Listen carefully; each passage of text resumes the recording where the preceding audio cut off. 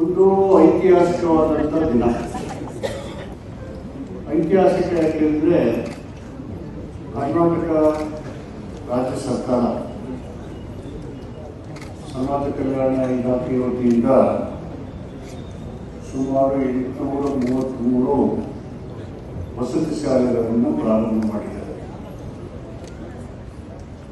ಇದರಲ್ಲಿ 175 ಹಿಂದೂಗಳು, 154 ST, ಉಳಿದ 500ಕ್ಕಿಂತ ಹೆಚ್ಚು SC ವಸತಿ ಶಾಲೆಗಳಿದ್ದಾವೆ. 2 ಲಕ್ಷಕ್ಕೂ ಹೆಚ್ಚು ಜನ ವಿದ್ಯಾರ್ಥಿಗಳು ಇಲ್ಲಿ ವಿದ್ಯಾಭ್ಯಾಸ ಮಾಡ್ತಾರೆ, SC ST ಮಕ್ಕಳು. ಇಲ್ಲ ಅಡ್ಮಿಷನ್ ಮಾಡುವಾಗ 75 + 25 ಅಂದರೆ 25 ಜನರಲ್, 75 SC ST ಮಕ್ಕಳು ಇದ್ದಾರೆ.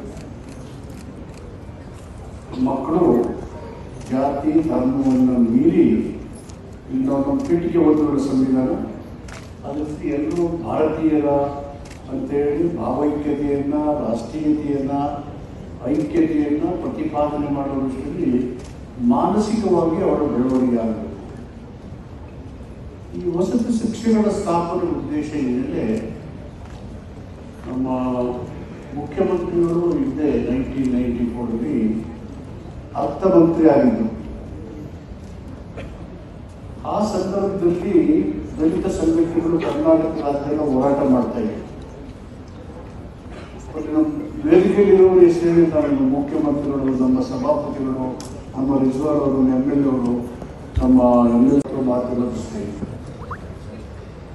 ನಾವೆಲ್ಲ ಒಟ್ಟಾಗಿ ಸೇರಿ ಇದೇ ಫಸ್ಟ್ ಟೈಮ್ ಈ ಥರ ಒಂದು ಈ ರೀತಿಯ ಕಾರ್ಯಕ್ರಮವನ್ನು ಪ್ರತಿಭಾ ಪುರಸ್ಕಾರ ಮಾಡ್ತಾ ಇದ್ದಾರೆ. ಪ್ರತಿಭೆ ಅನ್ನೋದು ಯಾರು ಅದು ಆಜನ್ಮಸಿದ್ಧ ಹಕ್ಕು ಅಲ್ಲ, ಅದು ಯಾರು ಅದರ ವಾರಸುದಾರರು ಇಲ್ಲ. ಬಾಬಾ ಸಾಹೇಬ್ ಅಂಬೇಡ್ಕರ್ ಅವರ ಜೀವನ ಚರಿತ್ರೆ ಗೊತ್ತಾದಾಗ ತಿಳ್ಕೊಂಡ್ರೆ ಪ್ರತಿಭೆ ಅನ್ನೋದನ್ನ ಯಾರು ಸ್ವತ್ತು ಅಲ್ಲ, ಕಷ್ಟಪಟ್ಟರೆ ಯಾರು ಬೇಕಾದ್ರೂ ಸಾಧನೆ ಮಾಡಬಹುದು ಅನ್ನೋದಕ್ಕೆ ಇಡೀ ಜಗತ್ತಿಗೆ ಅವರೇ ಉದಾಹರಣೆ.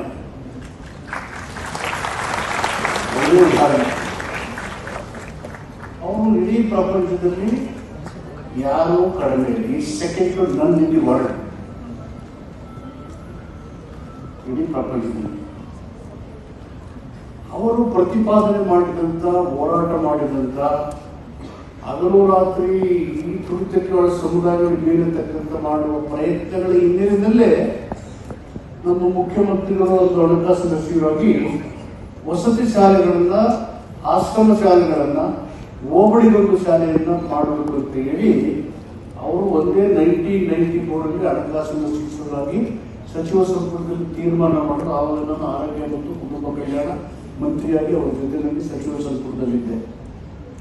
ಅಂದರೆ ಅವರ ಮುಂದಾಲೋಚನೆ ಈ ಸಮುದಾಯಗಳ ಮಕ್ಕಳ ಭವಿಷ್ಯದ ಬಗ್ಗೆ ಮತ್ತು ಅಂಬೇಡ್ಕರ್ ಪ್ರತಿಪಾದನೆ ಮಾಡಿದಂಥ ಶಿಕ್ಷಣದ ಮಹತ್ವದ ಬಗ್ಗೆ, ಮೌಲ್ಯಭರಿತವಾದಂಥ ಶಿಕ್ಷಣವನ್ನು, ವೈಚಾರಿಕತೆ ಮತ್ತು ವೈಜ್ಞಾನಿಕತೆಯಿಂದ ಕೂಡಿದಂಥ ಶಿಕ್ಷಣವನ್ನು ಈ ಸಮುದಾಯಗಳಿಗೆ ಕೊಡಲು ಹೊರತು ಸಮಾಜದ ವಿಕಾಸ ಆಗೋದಿಲ್ಲ, ಸಮ ಸಮಾಜದ ನಿರ್ಮಾಣದ ಗುರಿ ಮುಟ್ಟೋದಕ್ಕೆ ಸಾಧ್ಯ ಆಗೋದಿಲ್ಲ ಅಂತ ಹೇಳಿ ಇಂಥ ಐತಿಹಾಸಿಕವಾದಂಥ ತೀರ್ಮಾನವನ್ನು ಅಲ್ಲೇ ಕೈಗೊಂಡು ತದನಂತರ 13-18 ಇಸ್ವಿಯಲ್ಲಿ ಅಧಿಕಾರಕ್ಕೆ ಬಂದಾಗ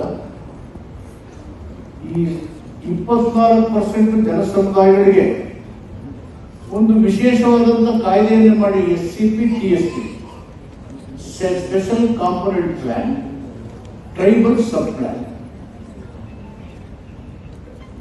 ಅಂದ್ರೆ